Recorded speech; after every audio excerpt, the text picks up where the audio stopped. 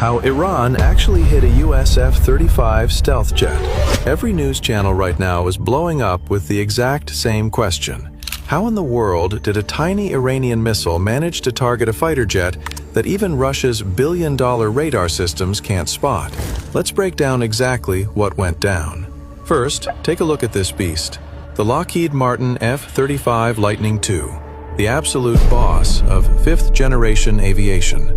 The US dropped over $100 million a pop to design this thing to slip right past enemy radar and cruise into hostile territory without breaking a sweat.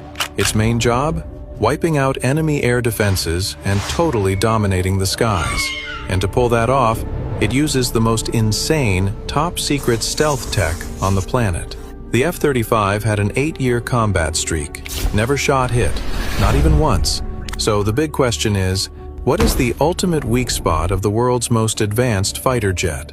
How did Iran figure it out and do what even Russia and China couldn't? Look, nowadays, anti-aircraft systems mostly use two ways to guide their missiles: radar and heat-seeking. Now, the F-35 is an absolute master at dodging radar.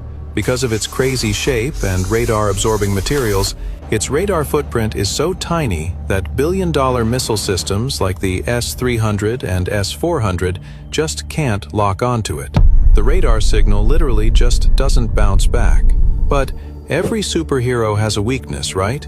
The F-35 packs a single engine called the Pratt & Whitney F135. It's one of the most powerful fighter engines in the world. But with all that power comes a massive amount of heat. And that insane heat? That's its biggest flaw. The date was March 19th, 2026, 2:50 a.m. Central Iran. Instead of relying on radar for their modern defense, Iran was using something called an Infrared Search and Track System, or IRST. These systems scan the sky looking for heat signatures. And sure enough, this system quickly picked up the super hot exhaust coming from the F-35's engine. The scariest part? IRST doesn't send out any signals of its own, so the F-35 pilot had zero clue he was even locked onto. Now let's talk about Iran's weapon.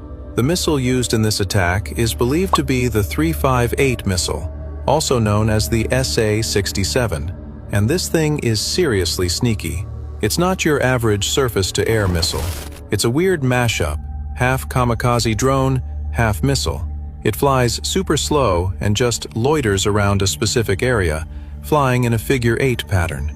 It has its own optical and heat sensors built right in. It basically just hangs out and waits. And the second it catches the heat of a jet, it pounces.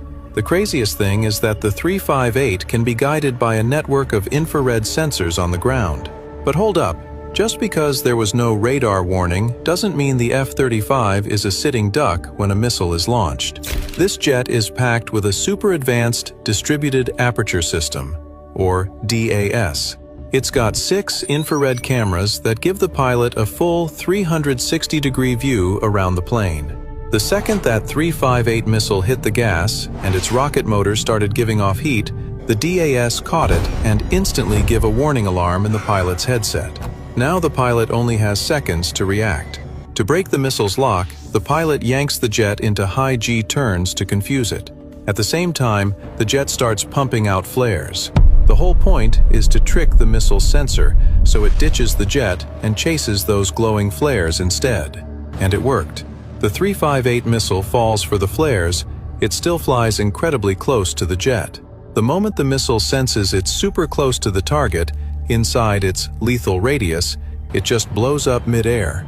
The shockwave and high-speed shrapnel from that blast shred the F-35. It completely strips away the stealth coating and wrecks the flight control systems.